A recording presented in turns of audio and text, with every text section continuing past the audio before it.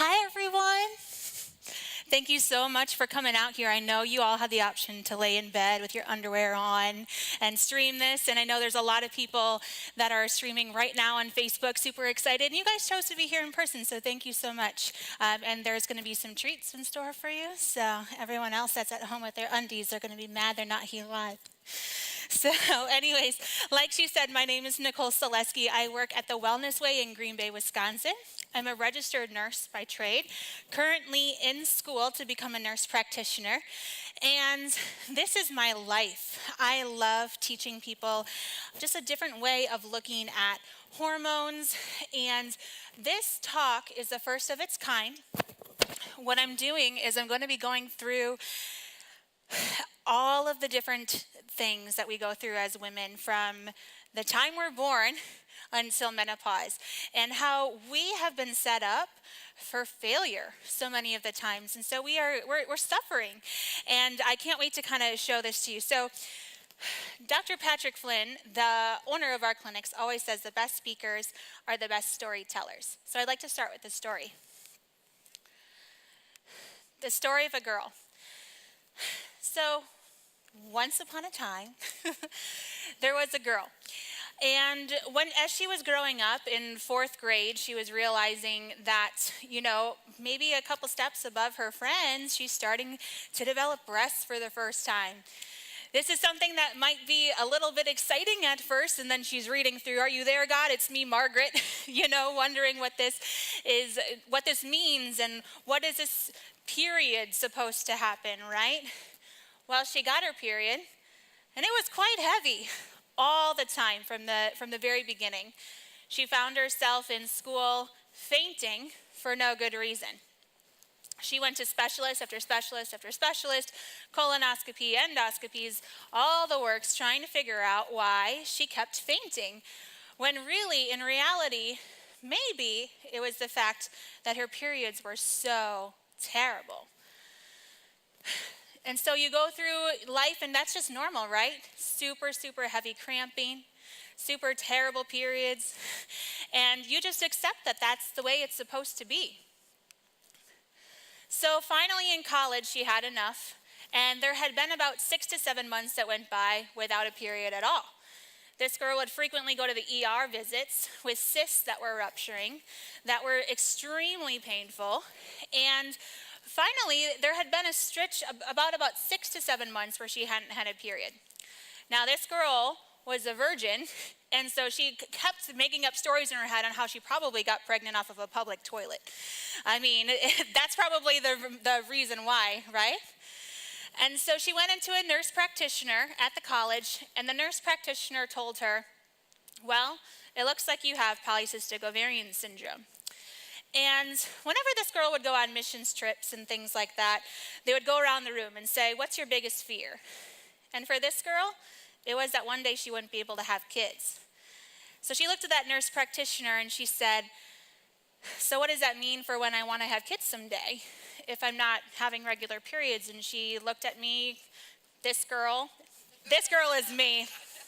I just gave out the punchline. So she looked at this girl, me, and she said, "This is probably going to be very difficult for you."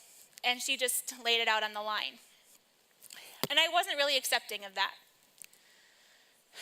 I was engaged to be married at the time. And when you tell a girl that she's probably not going to have, probably going to have a hard time conceiving one day, and she's about to be married, how hard do you think that conversation was to have with someone who desperately wanted kids one day? It was really emotional. This girl gained a ton of weight, probably about 70 pounds over the course of a year.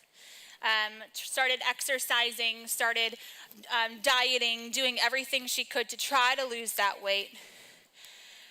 And so she went into a doctor. They put her on metformin. Anyone else been on metformin? Oh my goodness, yes. It tears up your GI tract, at least it did mine. You're constantly looking for a toilet because you never know when, nature is going to call. But it was going to maybe help me lose weight, so I tried it for about a month. We went on some birth control because that's the only thing that could manage my periods. Started this back in high school, not because I was sexually active, but just because I was so dang miserable every single month. And those were the only solutions that they had for me. We'll try this pill, we'll try that pill, but then what happens when I want to have a child someday? Was anything really fixed to begin with? Or were they just masking my problems? So, eventually, 2.5 years into marriage, there were a lot of friends that were starting to have babies and pregnancy announcements and all these things online. And month after month, I was stuck with a negative pregnancy test. Tore me apart. And I decided to dig deep into learning what it is that is causing this to happen and what we can do to change it. This is what we see as normal, right? We start at conception. This itty bitty baby, within your mother's womb. And then birth happens. Eventually, as women, we hit puberty. And it's like this big celebratory thing sometimes, right? We hit adulthood, we have our babies, and then when the babies are grown, we hit menopause. That's the expectation, right? That's what's supposed to happen. But what's the reality? Conception is getting harder and harder and harder to do. 1 in 8 people suffer from infertility. And we're relying on medications and technologies in order to get us pregnant. And don't get me wrong, those things are beautiful, and I'm so glad that they're available. It's my dream to be able to offer these things at the Wellness Way one day. But the number of women that have to go through that and spend so much money to conceive breaks my heart. Then we have birth. And I'll go through some specific statistics, but birth isn't what it used to be either. We have sky-high cesarean section rates, and babies are coming out with forceps and vacuums. And don't get me wrong, I used to be a labor and delivery nurse. There are times when those things saved mom's life. Those are needed. Those are good things. But when it becomes optional or a convenience of the doctor, that baby is set up with trauma right from the very beginning, right? Then we hit puberty, and instead of it being a normal, okay, I get my period every month, you don't even notice, our teenagers turn into crazy people, right? And then we don't like how that's working, so let's put them on the pill right away. And so many people are going on the pill to manage their cycles and their mood swings. We hit adulthood, and then maybe having babies isn't so easy. You get that recurrent negative pregnancy test, or this was actually taken from Facebook from a follower and friend of mine, of all of the different needles she used for her IVF injections that she's done, I think 5 or 6 times without success. It's heartbreaking. We go into menopause. And then what happens is we're just sick of our hormones by this point that let's just cut out the uterus, right, to make it easier on us. And then we wonder, after we go through all of this hormonal fluctuations, why breast cancer is at an all-time high. You guys, this is what's normal. This is what is changing the trajectory of our future, where it's not just as easy as be born and die. You're going through all of this different medical, the doctors are just starting to muddle themselves in normal processes that's ending up screwing us up in the first place. And don't get me wrong, I am not against medicine at all. I mean, I'm a nurse, almost a nurse practitioner. I'll be able to prescribe medicine in less than a year. There are times when it's needed, but I don't think it should be there to control our life from start to finish. Birth in the United States, 31.9% cesarean rate. This is one of the highest in the world. 1 in 20 have an assisted vaginal birth, which is a vacuum or a forceps. So we always say it the Wellness Way, what causes inflammation within the body? Trauma, toxins, and thoughts. That's what throws your body off. Well, if the moment that you're born, you go through some of that trauma, you're already set up for failure. Again, there are times when this is needed, and I'm not saying that it's bad.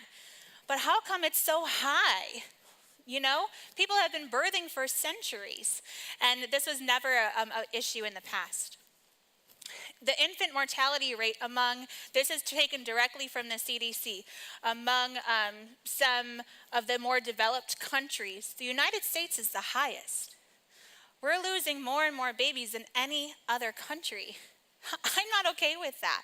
And we're supposed to be one of the most advanced countries that exist. Hormones are stealing our girls. And I just had to find some of these statistics that I thought were totally crazy. Did you know that in the mid-19th century, the average age of menarche was 17? That's when people started their period, was 17. And experts are wondering, well, why the heck was it so late when now the average age is about 12 years old? Well, this age has dropped steadily since the 1950s. And there's been some different theories where there's different chemicals that are existing that weren't here before, that food is affecting your diet.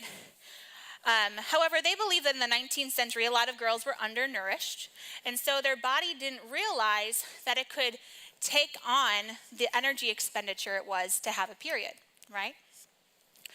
Well, fast forward to today, and experts believe that the increase in the fats in our diet are telling our body, hey, let's raise that hormone leptin, which signals, I've got enough energy here, we can start to have a period. So in the 1950s, our nutritional needs were met, and then we were introduced to processed foods, microwaves, and genetically modified foods, and our BMI kept starting to rise and rise and rise. And so you'll see a lot of this in lower income families that can't afford nutrient-dense foods. They're giving their kids what they can to survive, which is cheaper versions, heated up in a microwave, that is high in calorie and low in nutrition. Their BMI is skyrocketing, and now the trend is we're seeing periods starting as early as 7 years old. That's crazy. 7 years old. They are stealing our girls, and let's just think about the psychological implications of that, right? You're 7, and you're starting to develop breast buds. You don't believe me? I had a patient that was the case. 7 years old, came in, her mom was freaking out. What is going on here, right? And so think about the psychological implications. Now, people are seeing at such a young age as more of a sex object, right? And we know that sex trafficking and child pornography and all that kind of stuff is at an all-time high, of course. And a lot of times this is leading to eating disorders in our girls, depressions. They're struggling with their self-esteem, anxiety, and then they have more high-risk behaviors later on, like smoking and underage alcohol and drugs, unprotected sex, things like that. And there has been a few studies that have shown that early menarche, or getting your period early, increases your risk of breast cancer, diabetes, and cardiovascular disease. In a recent meta-analysis in 2012, they studied 400,000 women that had breast cancer. And what they saw was that there was an increased risk for breast cancer, 5% for every year that they had a younger period. So if you were 13, that was 1%. If you had it at 12 years old, you were 5% more likely to develop breast cancer. 11 years old, 10%. 15%, catch my drift? And so they studied 400,000 women, and they found this to be true. And so if we're feeding our kids really low nutrient foods, their BMI is spiking, their puberty is starting sooner and sooner, that's going to have implications later on in life. So ovarian cancer, you are 51% more likely to get ovarian cancer if you were under 12 years old when you first had your period versus if you were over 14. Those things are scary, guys, and that's where we're trending. So we start at a young age, and now we've come to expect abnormal cycles. At least 30% of women have irregular periods. 80% of women report having undesirable symptoms prior to a period, and then 84.1% of women report having painful cycles, according to this research article I pulled from the Journal of Pain Research. That's crazy. It doesn't have to be that way. When I have a woman that comes in and they say, oh my gosh, I cannot stand when I get my period. I've had people go on FMLA when they get their period because it is so dang painful, and they just can't handle it. And so 84.1% of women report having painful cycles. And when I tell them that's not normal, when I tell them they don't have to feel that way, they're like, say what? No, everybody has painful cycles. Or I just thought this was normal because this is how it's always been for me, right? And so I know there's some of you in the audience today that are patients of mine that had terrible cycles that now they're fine. And so this is something that you gotta, and it's not just a night and day thing. It's a long process. But this is what we've come to expect. And I'm here to tell you that it's not normal. So this is what your cycle should be like. Now, I wouldn't be me if I didn't give you just a little bit of a science lesson, and my patients that are here knows this because I'm such a geek when it comes to you understanding your cycle. But this is what it's supposed to look like, and I want to teach this to you because if hormonal imbalance is something that you struggle with, this is going to help to make sense as to why. So, the beginning of your cycle, you've got very little hormone, and your ovary has to pick an egg, okay? This egg is going to continue to develop inside what's called a follicle. So many girls go and they get ultrasounds and they are told they have no follicles. So they say, hey, you got to do this stimulation medication or you can kiss your baby goodbye and you'll need to do IVF. Or they'll just tell them, sorry, you're already too late. You're an ovarian failure. And now what you're going to have to do is get an egg donor, or I just don't think, it's in the cards for you. Well, I've seen that happen, and I wish I had a picture up here. I should have brought it, but there's a friend of mine who went in, and she had no follicles either. After working with her for a few months, we just did a repeat ultrasound scan. On one side of her ovary, she now has 11. That's insane. That's restoring your body to normal balance. And when we see this, we can see that in order to mature this egg is going to release increasing amounts of estradiol, okay, until it hits a certain threshold. And that tells your brain, hey, I've got a mature egg here. So your brain spikes your FSH and LH surge, and that's what causes ovulation to occur. Well, say you have high estrogen dominance. Instead of going from 0 to 10 to develop that egg, maybe you start out at 8. And then you only get to 10 before your brain thinks, hey, I'm ready to ovulate now. And so what you're really ovulating is an immature egg. It's not that you have bad eggs. If I hear one more time that someone's doctor told them they just had bad eggs, I'm going to puke. It's not that you have bad eggs. It's just you got bad hormones. And so your egg doesn't have a chance to develop. Okay? Very, very different scenario. So now when this egg comes out, this little follicle turns into what's called a corpus luteum. Corpus luteum secretes progesterone. Progesterone is responsible for the maintenance of pregnancy. So if this is a poor quality progesterone or you have a luteal phase defect, it just means this follicle wasn't as big as it was supposed to. Now you don't have as much progesterone as you're supposed to, and you're at higher risk for miscarriage.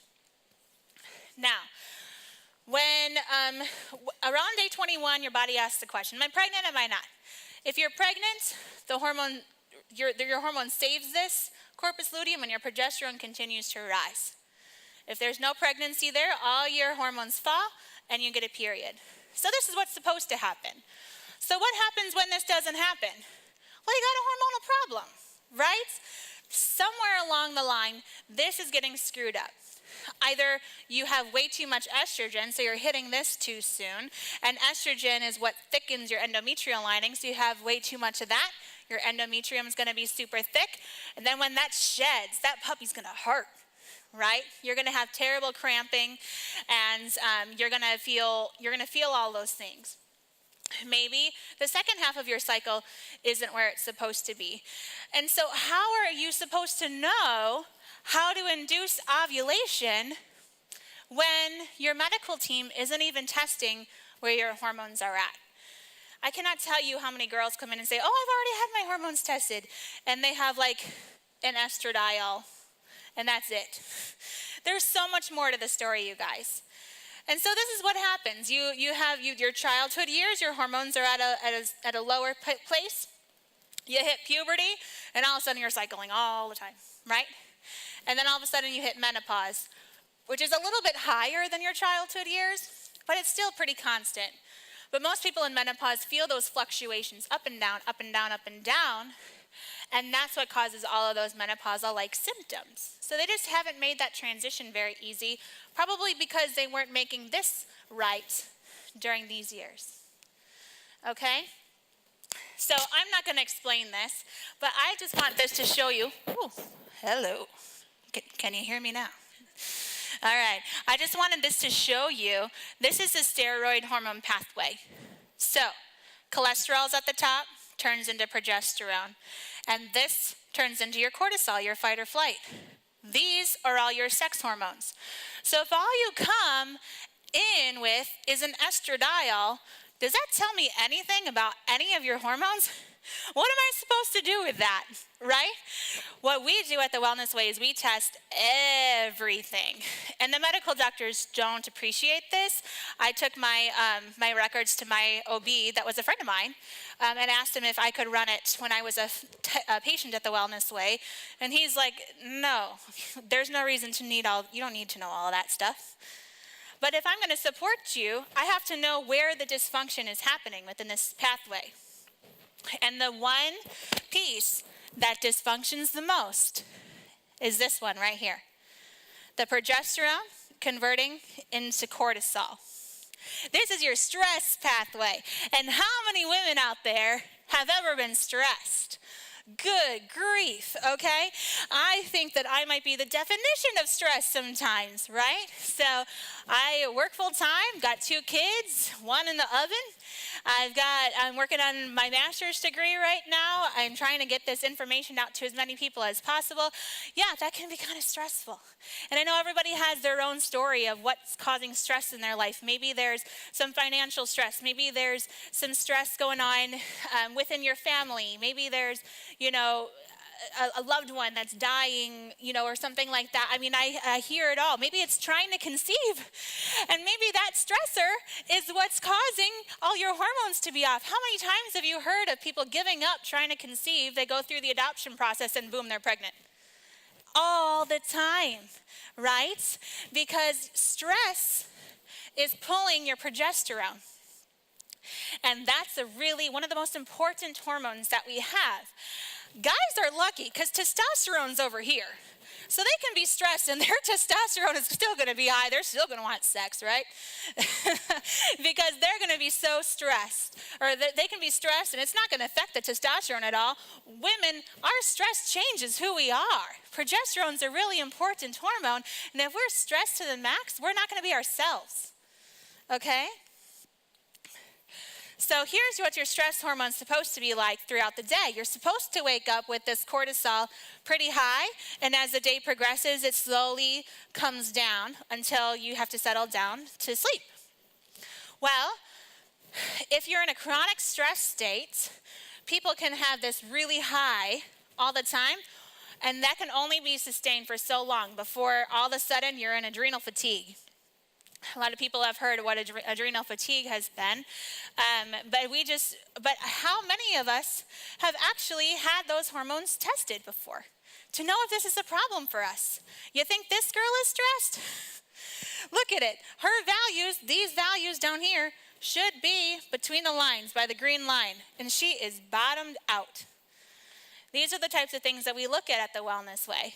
If you're bottomed out like this, it makes me wonder what's going on that's causing this much stress. Is it really that much mental, or is there something below the surface? Is there a gut infection? Is there a mold infection? What is your body fighting?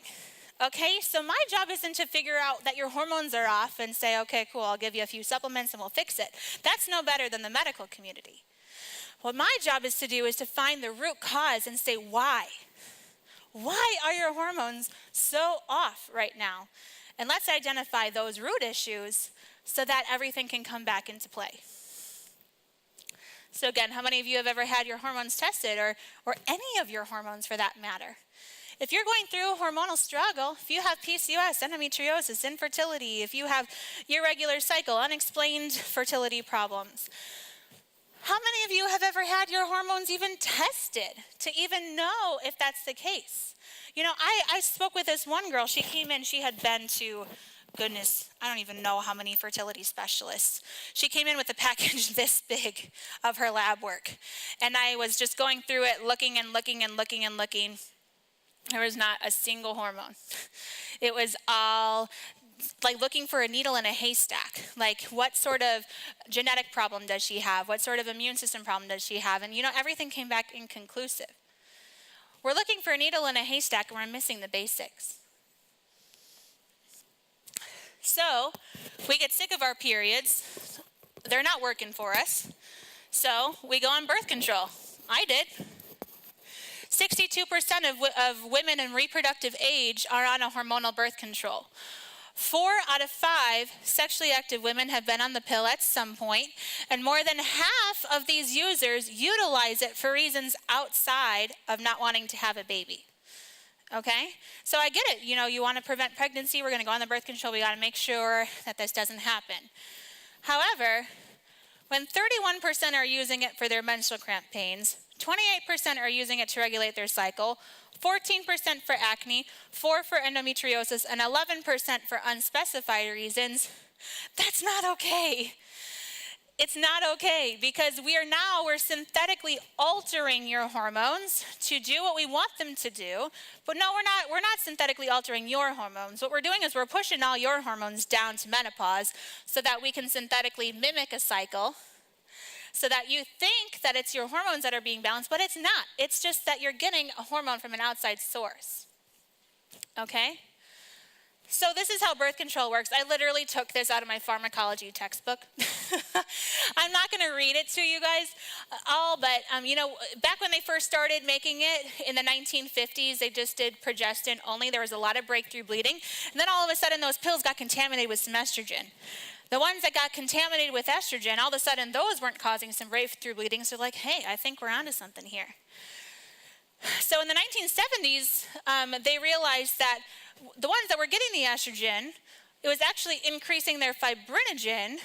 And so there was a huge relationship between estrogen birth controls and blood clots. How many of you have heard that if you take birth control pill, you're at an increased risk for blood clots? So if you have a clotting disorder or a cardiovascular disorder or a clotting problem, you won't even qualify to go on birth control in that regard.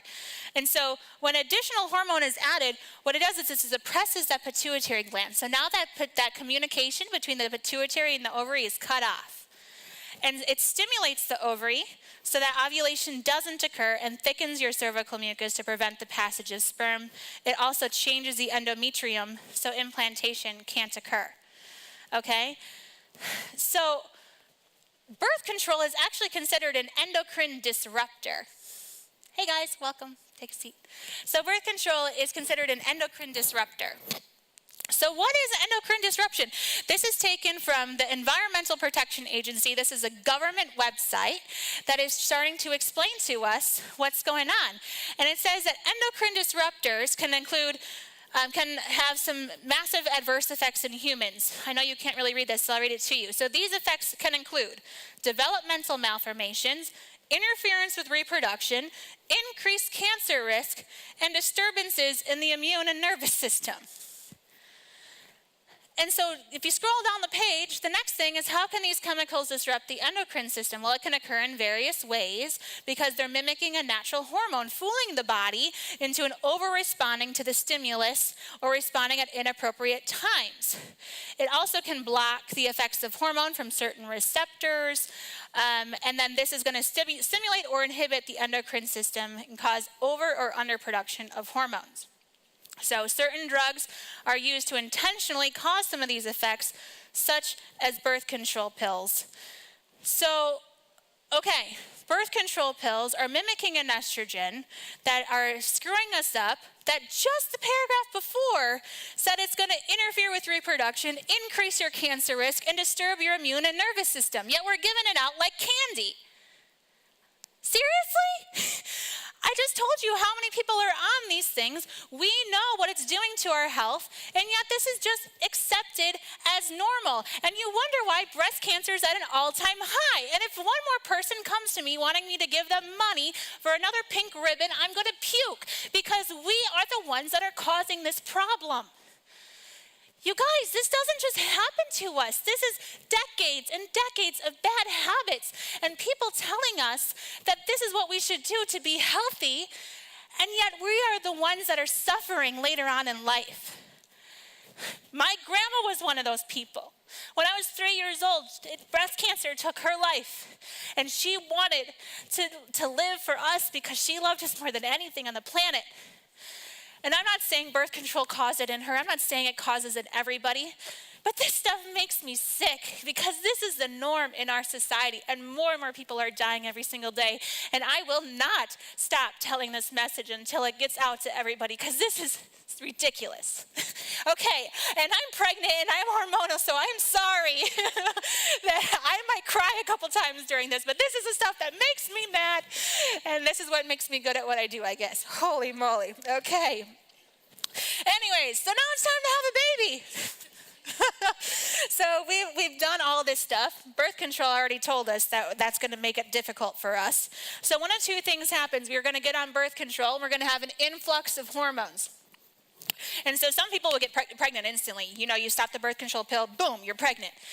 And other times people have been on it for a while, and then all of a sudden, now they are off the birth control pill, and now their hormones have been suppressed for so long that they don't, now their hormones don't really remember what to do. And if anyone has an extra thing of water, I would really love a sip if you can bring me some up. Anyways, so then it's time to have a baby.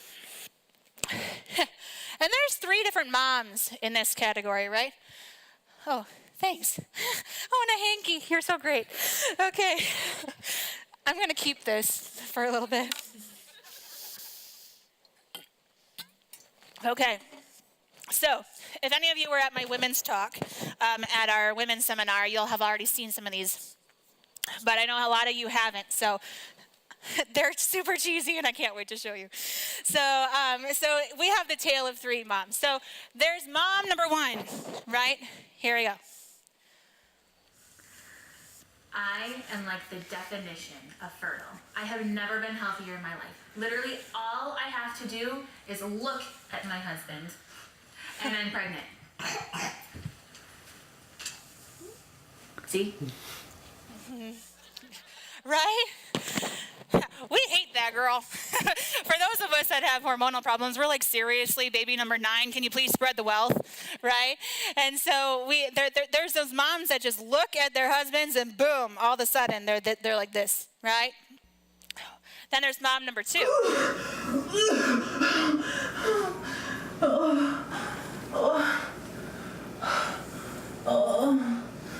I feel awful. Wait, I wasn't drinking last night. Oh, shoot. I blame the tequila. Right? How many people have said, it's a tequila baby? That happened to a couple of my friends, let me tell you that. And I'm like, seriously? You have one night of tequila and you get pregnant, and I'm trying. I'm married here, and I've got, financially stable, and I can't? Come on. And there's mom number 3. Month 28, just another negative.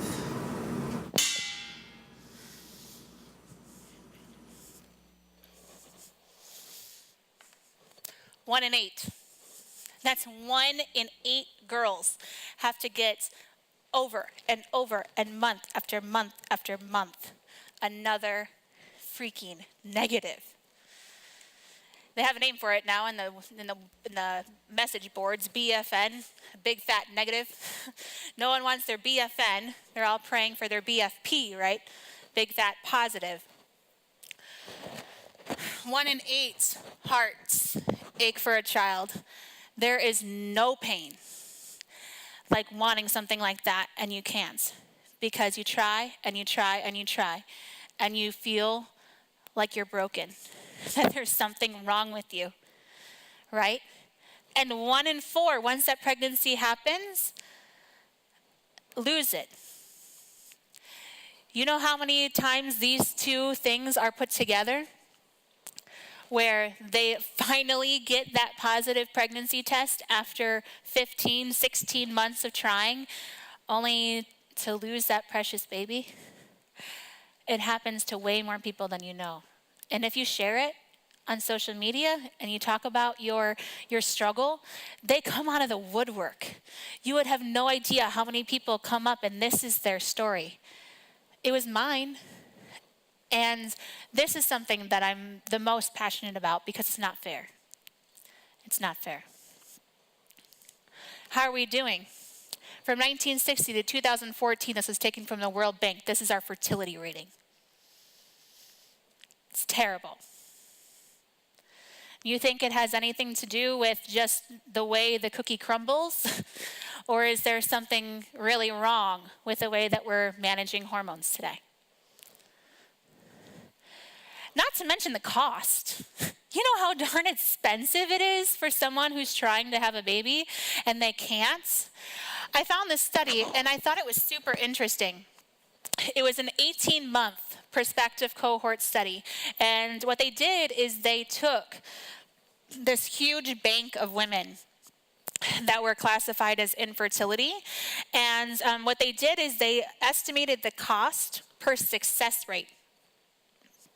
So there's a lot of different things that people do when they have infertility, right? If you've been trying for 12 months, well, first of all, a doctor won't see you until you've been trying for 12 months, okay? And so really, a whole year, you're going to make them wait when they know there's something wrong? Come on. So then after that, so they're making you wait a year. Then after that, they'll try meds.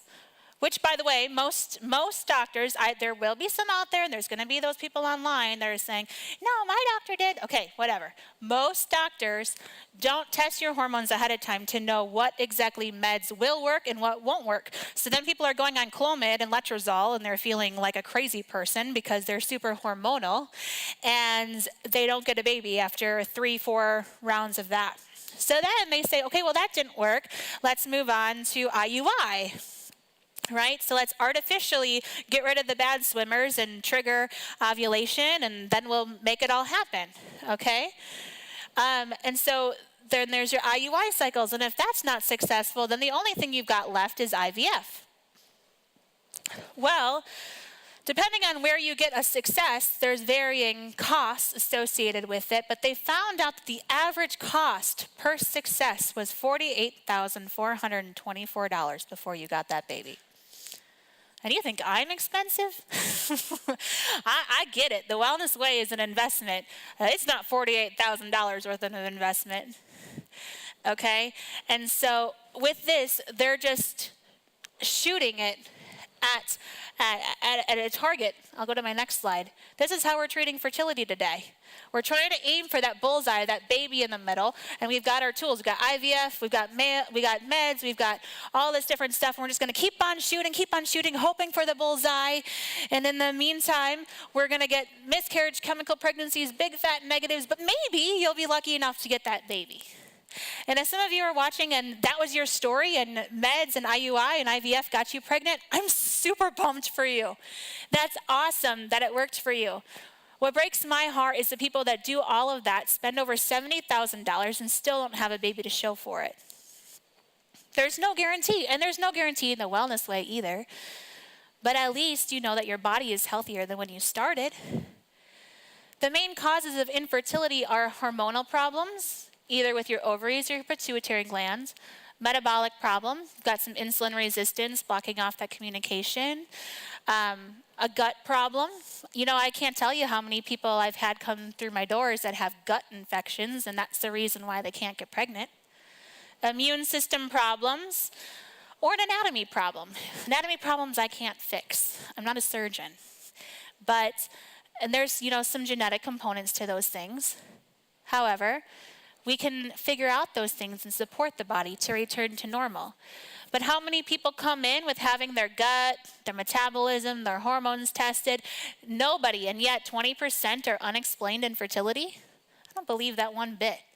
I believe in a lack of investigation.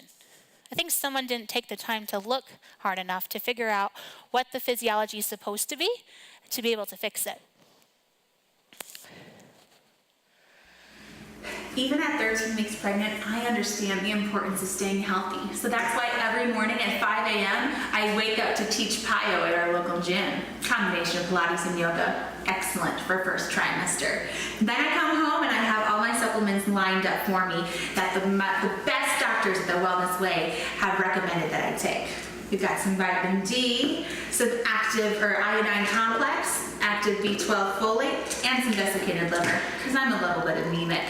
But I know these things because those doctors at the Wellness Way know what they're doing, especially Nicole. When I come home from my workout, I have my handsome hubby waiting for me with this delicious bone broth protein shake. This baby is gonna get all the nutrients that they need. Right? Mom number one, roll your eyes, right? The Pinterest perfect mom. When you finally get pregnant and she has to rub it in everyone's face, how she's like the poster child for pregnancy. We all know those people. I'm gonna pretend like I was one, but I totally wasn't.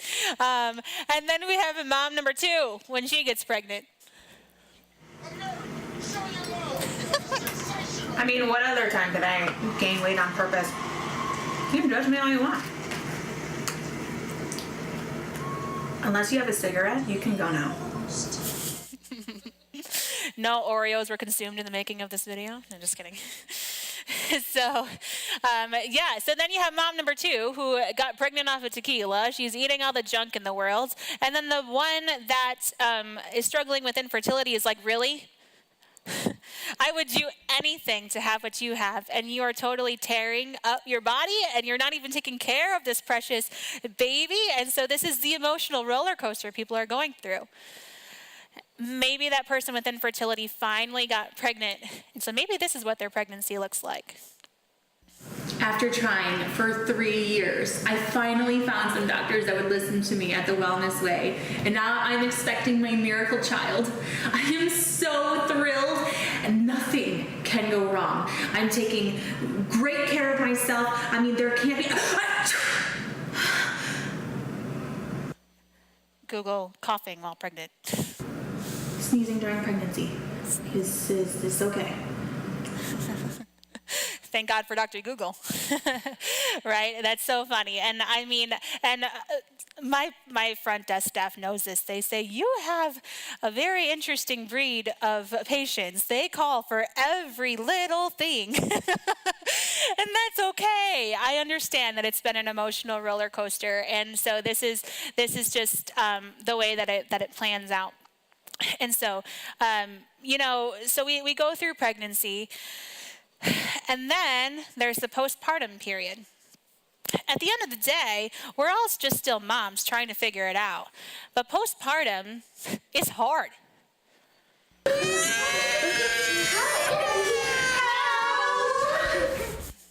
Right?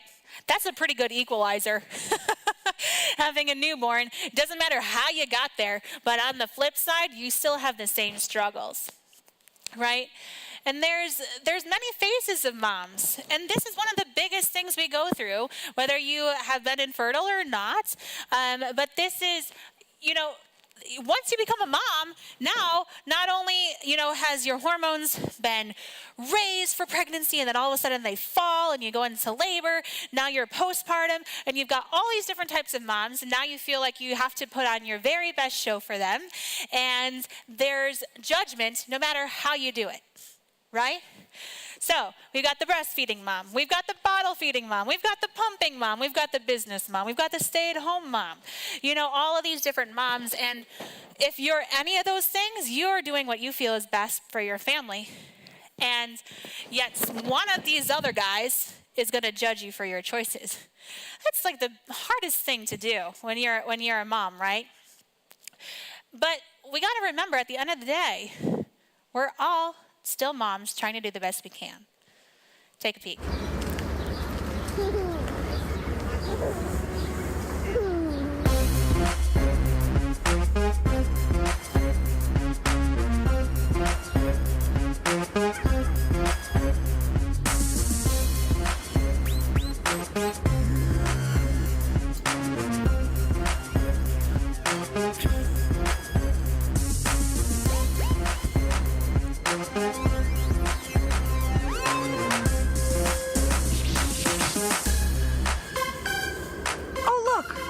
Police have arrived. 100% breastfed, straight from the source. Drug-free pull birth. Dolphin assisted. Oh. Well, you push. We cuddle. Yeah, cuddling is bonding. Helicopter mom, 12 o'clock. Must be mommy's day off. Oh, that's sexist. What? You want to go? So, no. Oh, disposable diaper. Well, apparently we don't care about the environment. Oh, look, it's crunchy granola mom. It's getting real. I wonder what it's like being a part-time mom. Ooh. Stay-at-home moms. I wonder what they do all day. Mani-pedis. Looks like some moms are too lazy to breastfeed. Someone came with their nipples blazing. Oh, yeah? Well, I puff during conference calls. Hello. Yeah. It's not all about the breasts. Actually, it is. No, it's not. No. It's about the breast. It's about But it's not. You want a piece of this? Oh, you want a piece of this? Well, I'll show you some screen-free parenting. Bring it. Nibble up, ladies. It's go time, I think. Yeah, go. Let's go. I'll be back. Let's do this! Oh, wait, guys. Gosh.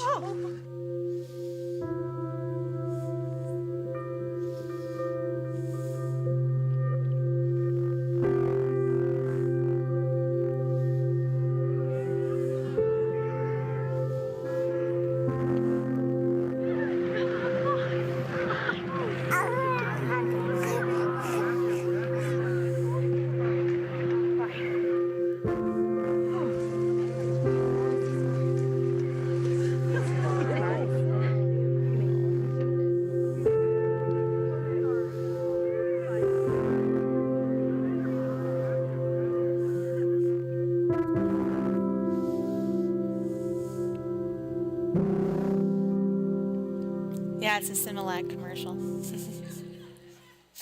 I love it though. It just pretty much sums up, put all that mom crap aside, for heaven's sake. We're all just doing the best we can to raise our babies. And, postpartum is hard. And we put an insane amount of pressure on ourselves.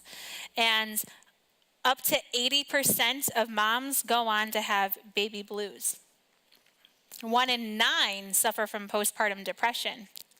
Are we paying attention? Are we paying attention to our sisters that are going through this? Are we checking up on them? Because birth doesn't always go as planned.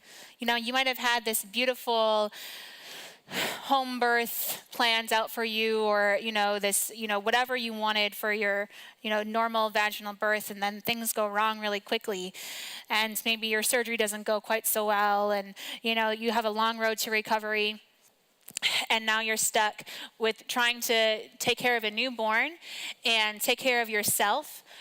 Your hormones are going wonky because we weren't supporting them all this time.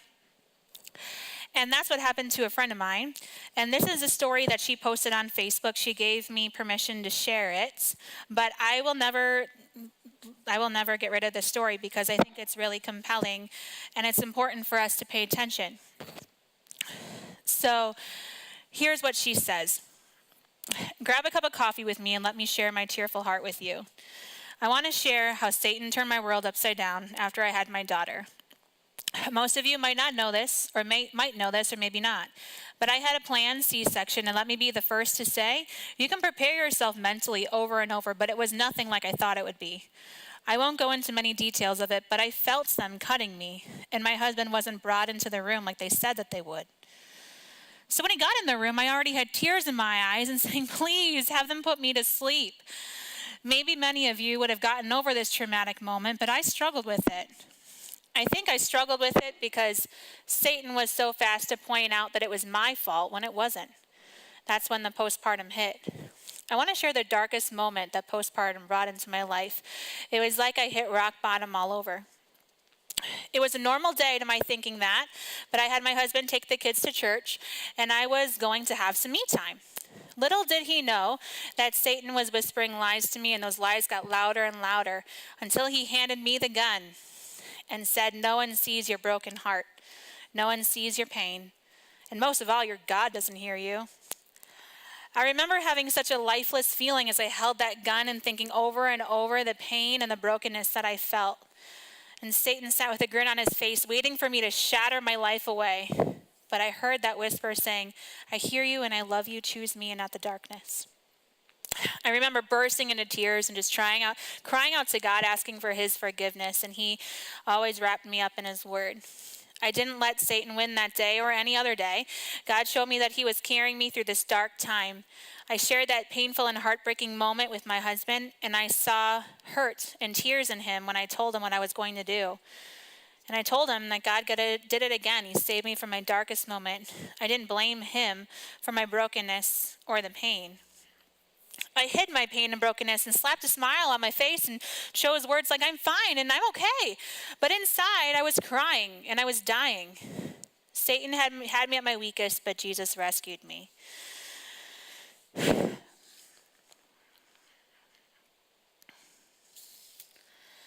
Overcoming such a dark place in my life, to God giving me so much joy and hunger to know him and have him be my best friend, I pray that everybody reading my story feels this beautiful feeling, that God overcomes the struggles as he crushes the fear. You guys, when you've got that gun in your hands and things is really like way too bad to bear, not everybody feels like they have a relationship with a God that can save them from a moment like that. And I think that there's a lot of women that have probably pulled the trigger. Our hormones are imbalanced. Other moms are not helping us. Things don't go as planned. And it's stealing away the joy of motherhood. The last time I did a talk like this that was a lot shorter, some people afterwards, they said, all right, so I get the postpartum thing and, we're talking about moms, but did you forget, raising teenagers is hard too. So I put in this slide for them. Mothers of teenagers know why animals eat their young. Right? That's because their hormones are going crazy. And so, when we learn how to support them and we can help them with that, that's what's going to can help them through, and we already went through the puberty portion. And so you've raised your kids, you've gone through the crazy teenager cycle, and once again, now that all that's finally over, it's your turn again, right? Oh, I understand it now. Menopause is just puberty's evil older sister. There's been so many women that come into my office and they just say, I have the worst menopause. I cannot live. I literally have to change my sheets at night. My hot flashes are going crazy. I feel like I'm a crazy person. I'm going to strangle my husband. This is not what it was cut out to be. And, those are symptoms that you can get rid of as well with some hormonal balance. Remember the female cycle? We go from nothing to craziness and then to nothing a little bit higher. That's really hard for some people. So then they go to their doctor because that's hard. And one of the number one things that they give them to help them with that is Premarin. Okay? So here's Premarin. It's conjugated estrogens. You know where they came up with the name for Premarin? Pregnant mare urine. Premarin. Look at the woman next to you. Does she look anything like that? You think that's something that she needs? Probably not. And they used to collect this urine from the pregnant mare because it had all these hormones in it, right, during pregnancy. And then they put it into a little pill and said, here, take this. Gross, guys, come on. That's nasty, okay? And so maybe this doesn't work, or maybe it does, and they feel awesome on the Prema, and you can keep on taking your horse urine. I don't care what you do. But then they go in and they're like, all right, well, you have all this hormonal risk, and now you're taking this other stuff that increases your cardiovascular risk, and why don't we just stop this and just cut it out? You don't need that anymore, right? You're not going to have any more kids. Let's just take out the uterus. If you're lucky, they'll keep the ovaries in there because you kind of need those. Okay, but for whatever reason, our solutions to people's healthcare problems are either give you a medicine to treat it or cut it out because you don't need it. How many body parts do you think you have to cut it out before you're finally healthy? Right? Some people come in and they're just like, I've lost half my thyroid, I lost my gallbladder, I don't have my appendix, I don't have my tonsils, I don't have my uterus. And I'm just like, good grief, what is left of you? Right? If we don't know how to fix it, we're just going to cut it out. That sounds like a good solution. So then we wonder, and I already kind of touched on this, why breast cancer is at an all-time high. Because we're doing this crazy stuff to ourselves from our hormones from conception all the way to menopause. And somehow we're still looking for a cure. Now, cancer can be a whole nother topic, and I don't want to go down this rabbit hole too much, but I just want to say one thing, that your diet really does have a lot to do with cancer risk. And let's just say that, so just for instance, I'll give you one for instance. You go in for a PET scan to see how far your cancer has spread. They're going to give you that injection, that dye stuff that they're going to put into your body. And then the cancer is going to eat that, and it's going to cause it to glow. And that's what's going to tell your oncologist where the cancer is.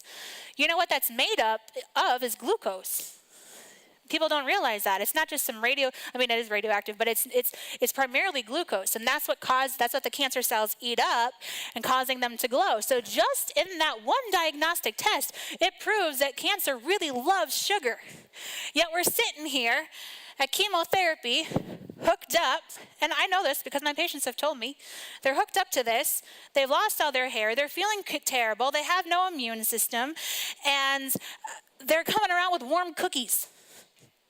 Warm cookies, because they say any calories is better than no calories, yet they're feeding the very thing that's exacerbating their cancer. Drives me insane. We're poisoning our people and beaming them with radiation, making them absolutely miserable.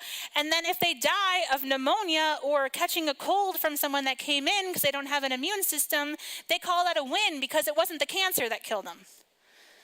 It was their therapies that did. So no, I don't want to donate to that.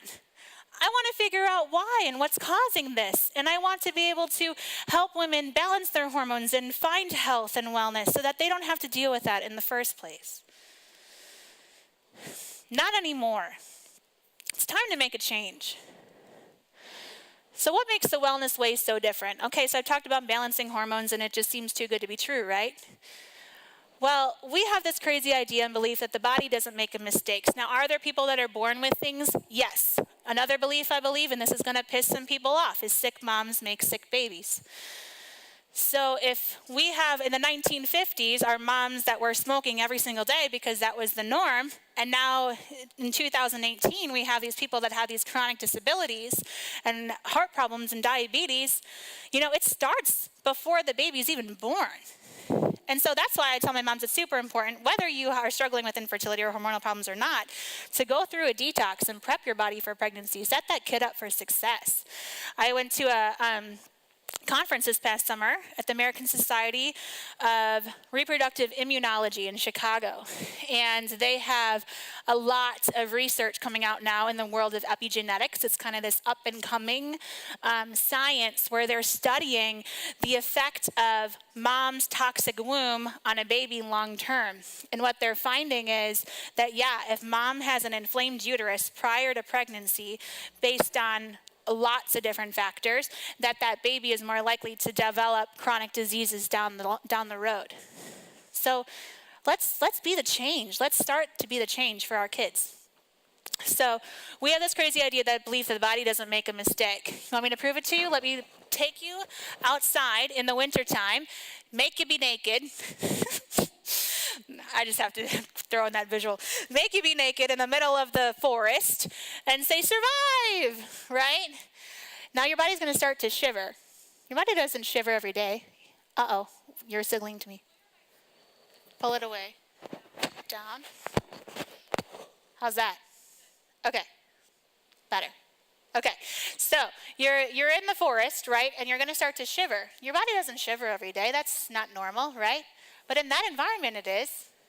It's responding to its environment. You got to shiver. Maybe your fingers and your toes are going to fall off. That's not normal. In that environment it is. Because you don't need your fingers and your toes. You know, you can live without those. It's going to shunt the blood to your vital organs like your stomach and your brain, because you can't live without a brain. And so whenever you have disease, it's not that your body is just deciding that you're going to be sick that day. It's responding to its environment. So we need to prep that environment to be the best that it can be, so there's nothing that it has to respond to anymore. This is a graphic that we have called the Swiss watch principle. Now you can't get a brain transplant, right? So your nervous system's in the center. That's your control center. It's going to send the signals to all the other parts of the body. So we have your respiratory system, muscular system, immune system, endocrine system, digestive system. All of these things work in tandem. So if one of these things is off, it's going to affect the whole other system. What I'm seeing mostly is your digestive system is screwing with our hormones. Our immune system is screwing with our hormones, right? So our job at the Wellness Way is to figure out which of these gears is off, put some extra WD-40 on it, so everything can finally work in tandem. Like for instance, if you were to go to a cardiologist and you have high blood pressure, they'll likely put you on a blood pressure medication. Okay, you go to a naturopath, they'll probably put you on a list of supplements to change your high blood pressure. Neither one of them asked, why do you have high blood pressure in the first place, right? They're just giving you some things and say, hey, you're healed. Go on your way. The Wellness Way asks why. Why do you have those things, right? And let's start from the ground and work your way up. And so maybe the reason you have high blood pressure is because you broke your foot. And we didn't even look at that part, right? And so maybe that's what's actually going on. So we have this crazy thing at the Wellness Way called the fireman and the carpenter principle, where if your house is on fire, please call the fire department, right? That is the medical field. And thank God we have them. If you have a heart attack, don't show up at the Wellness Way. We're just going to look at you and we're going to call 911. We might try to pour some turmeric on you, but that's not going to do anything, right? There's nothing I can do to save your life. They have axes and they've got hoses. That'll save your house. But can you live in that house? No. Now that foundation is cracked. You know, they've come through, they've torn down the walls with the axes, they've taken their hoses, they've sprayed it all over your family heirlooms. And now all of a sudden we're left in shambles, and the carpenter comes along and says, oh my goodness, what a mess. The fire department can't fix that house. They can put out the fire. They can if they have axes and they've got hoses. If they don't have a drug to give you or surgery to cut it out, their hands are tied, right? In nurse practitioner school, there's 3 pillars. Human assessment, cool, pathophysiology, and pharmacology. That's all I'm taught. I figure out what's going on with the patient. memorize a whole bunch of diseases to label them, not even physiology, not even normal physiology, pathophysiology, the disease physiology. So I can memorize a bunch of diseases so I know what to label them with, and then pharmacology to fix them. But why not ask why they have the disease in the first place? And you can't fault them for that. That's their specialty. That's what they're really good at. Thank God we have medicine. It saves a lot of lives. But I don't think that that's somewhere we should live. The carpenter then comes in, and they've got to start to rebuild and repair that house, bring in some fresh lumber, sweep in those toxins, and start to restore the body so you can live in it again. That's what we do at the Wellness Way. So remember that girl? Who was that? From the very beginning? She also had terrible eczema all over her body. Her hands, right behind her legs. I don't know, I call them my knee pits. I don't know what they're really called. Your armpits, you got knee pits, right? And so every winter or every summer would wear skirts because shorts would rub up against them, pants would rub up against them. I didn't want anyone to see it, right? This eczema overtook my life. Spent thousands of dollars on Chinese medicine, colloidal silver, Rodan and Fields, steroids, you name it, I tried it because I was miserable, right? So finally, I went through a detox. I bought a detox online.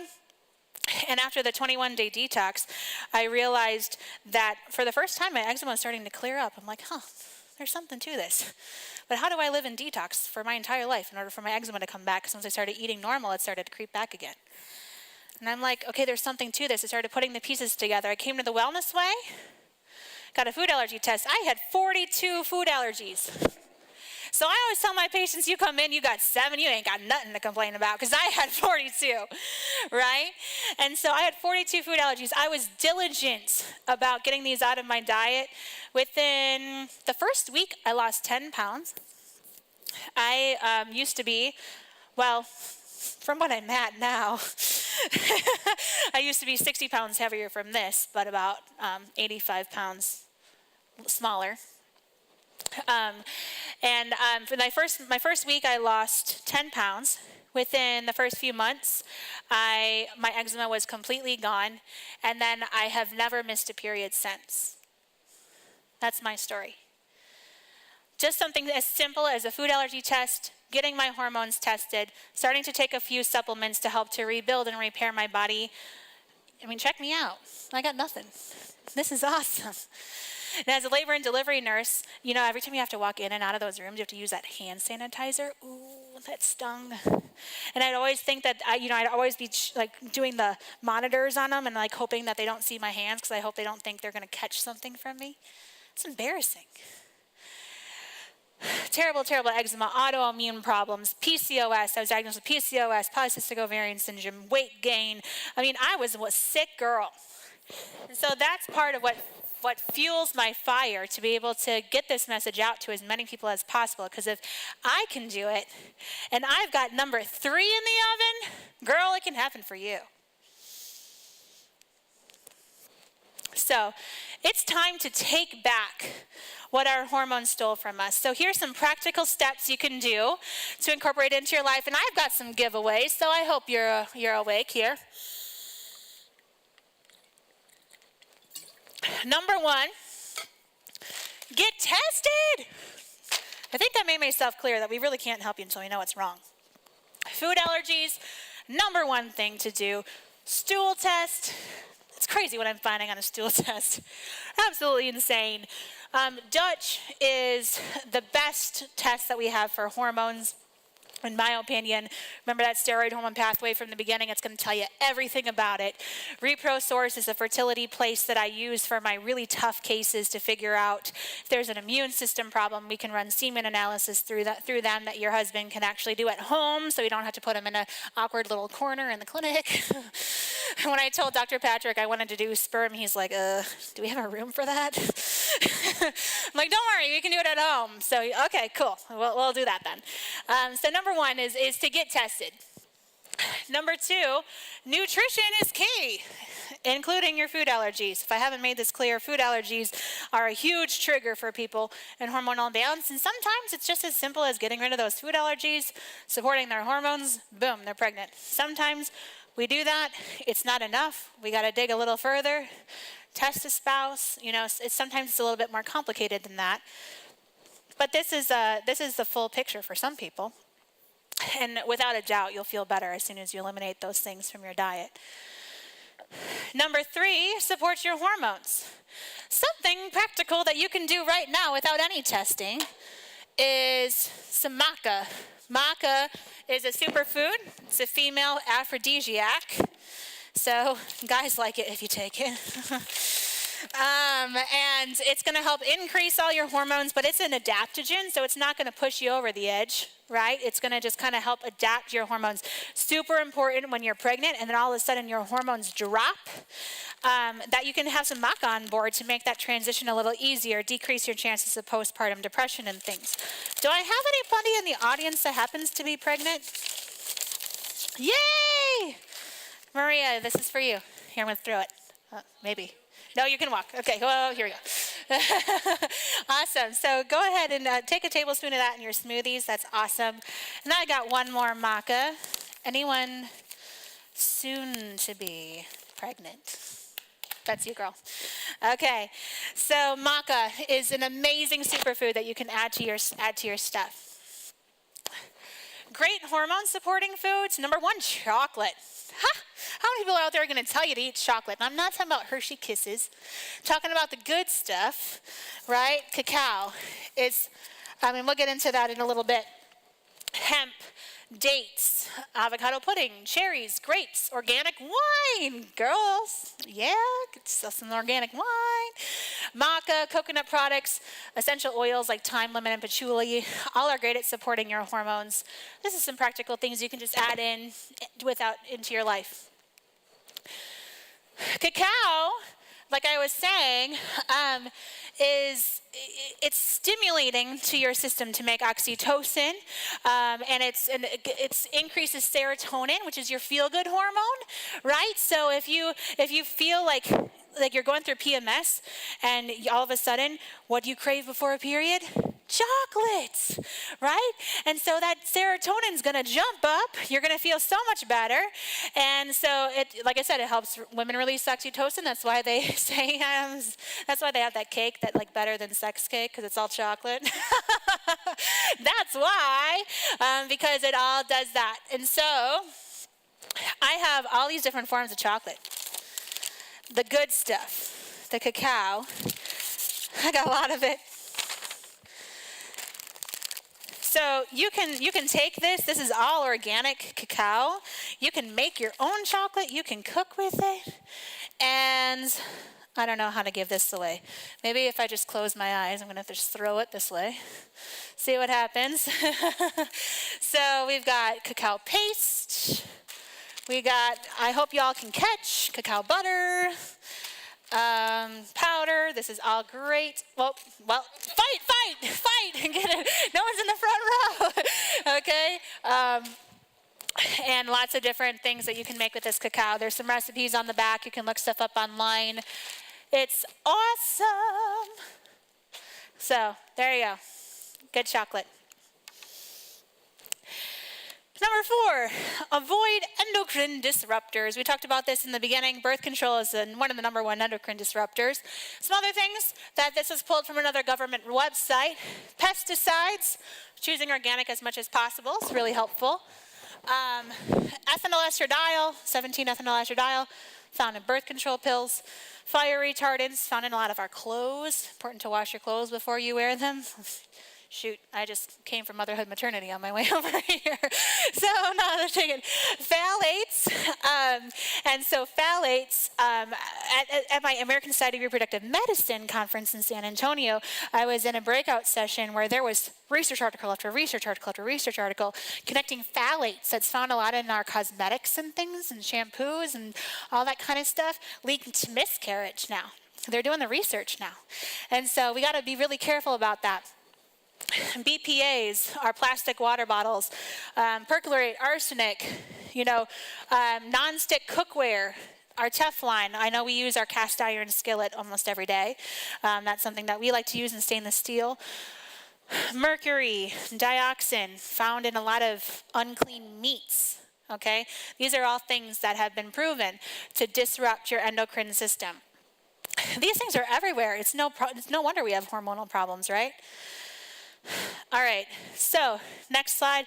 Tip number 5, get adjusted, even those babies, especially if you have a traumatic birth and you have, different, things didn't go quite as planned.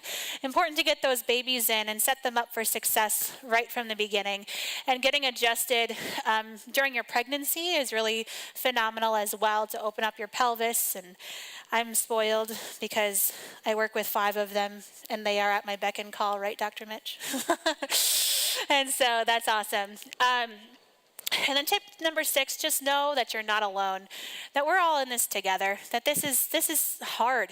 This is a long road, and there's so many things coming at us, but I'm here to tell you that there's a different way to look at it. There's a new approach. And so that's what I'm really excited that I had the opportunity to share with you guys today. So it's time. It's time that we change. It's time that we accept who we are as women, that we realize that we are not broken, that this is something that we can have control over, that we will not let us have anybody label us as anything, as inadequate, as overweight, as infertile. I hate it when people say, I have this, I have infertility, I have endometriosis, I have PCOS. No, you just have a hormonal imbalance. We just got to fix it. I don't care what your diagnosis is. I'm not going to label you as someone who isn't capable of doing something great. So, I'm going to make you step out of your comfort zone because y'all been sitting way too long. I'm going to make you stand up. And I'm going to make you listen to my favorite song on the planet right now. So everybody stand. I'm serious. This is a big deal, okay? We're going to change from this time forward. And if you haven't seen The Greatest Showman, you got to do this because it's amazing. And so I know that there's hundreds of people online as well, streaming from all over the country. So you better be standing. And I know that there's those docs watching you in your clinic. So what camera am I looking at? You better be standing. Okay? All right. So I want you to get into this. I'm going to be dancing. Y'all be dancing, right? And this is time to take back what was stolen from us. So here we go. Crank it, man. I am not a stranger to the dark. Hide away, they say, 'cause we don't want your broken parts. I learned to be ashamed of all my scars. Run away, they say, no one will love you as you are.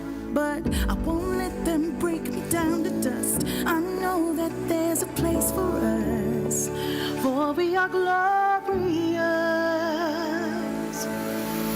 When the sharpest words wanna cut me down, they say they can't help you. You're infertile. I'm gonna send the blood, gonna drown them out. Drown them out. Don't listen to them. I am brave, I am bruised, I am who I'm meant to be. This is me. Who you are. You don't have to be anymore. And I'm marching on to the beat I drum. Be your own person. I'm not scared to be seen. I make no apologies. This is me. Be who you were created to be, and don't let anybody ever take that away from you.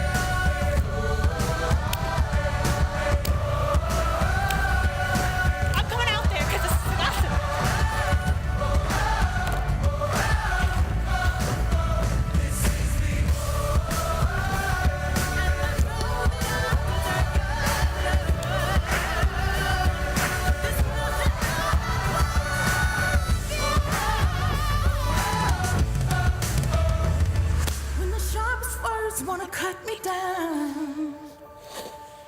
I'm gonna send a bird, gonna drown a man. This is brave, this is bruised, this is who I'm meant to be. This is me. Look out, I can see right there.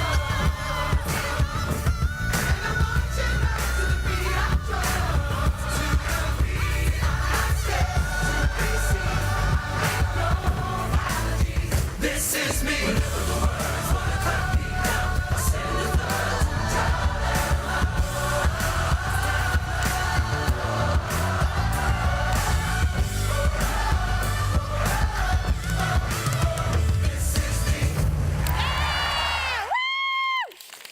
Thanks for playing along. Take a seat.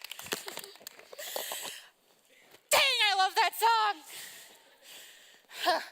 And like I said, some of this stuff, you can take a seat. Don't have to, Some of this stuff, I have so many people hate me. Because I say things that are controversial. I get it.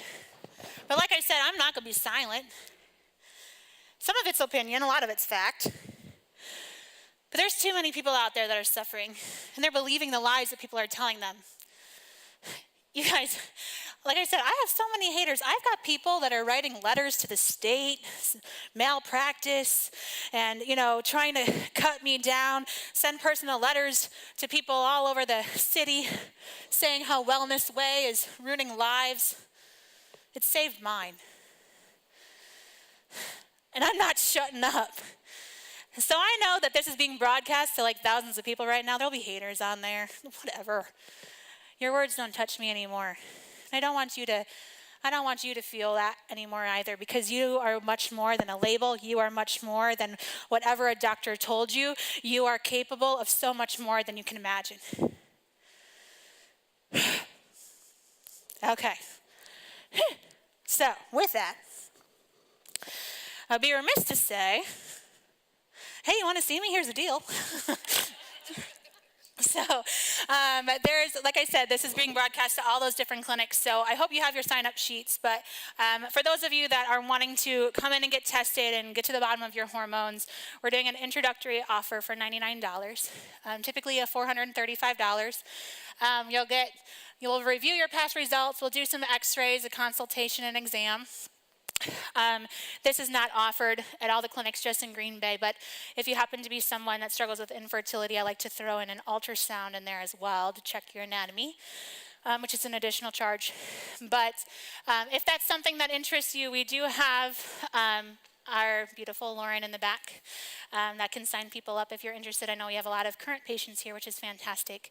But I just want to thank you all so much for coming. And I hope you learned something today. Did you learn something today? Yeah, I got you to think a little bit differently. So thank you so much for coming in person. Thank you so much for all of you that are viewing this online or on the replay. I really appreciate your support. And I hope you all have a fantastic night. And I'm here to answer any questions. Dr. Mitch is here too. Come on up here quick. Dr. Mitch is also well, I'm not a doctor, so I can't say also a doctor, but he's a doctor at the Wellness Way, and he's an awesome chiropractor too. So if you are looking to be adjusted, or he loves kids, if your kids have got some problems, things like that, come see either one of us. So Dr. Mitch. Let's give it up. One more round of applause for Nicole here, right? Thanks, everyone. Like you said, we don't have to be afraid of anymore, guys, right? Be your own person and make the choice that you want to do. And we're always trying to, get information and things like that out there. We're always trying to put these things out there for you guys to make those choices and to see that there are things that you can choose yourself instead of being labeled as all these different types of things like Nicole was once upon a time. I mean, you could be that next story of how it changed your life, right? And for all those people viewing online too, I mean, take a stand. Stand up for yourself and make a choice, make a difference. So like we said, we have a whole bunch of different information that we're always putting out there. We have a YouTube channel, we have our Facebook Live, and all different types of things that we're always trying to do, articles that we're doing now. We're growing, we're huge. 50 some clinics all over the nation now. And so if you are looking for a clinic, this is for anybody that's watching right now, please jump on thewellnesswayclinics.com and please find a clinic near you. All right, one more time for Nicole. Give her a round of applause. like I said, we'll be around in the back if you guys have any other questions. So thank you so much for coming.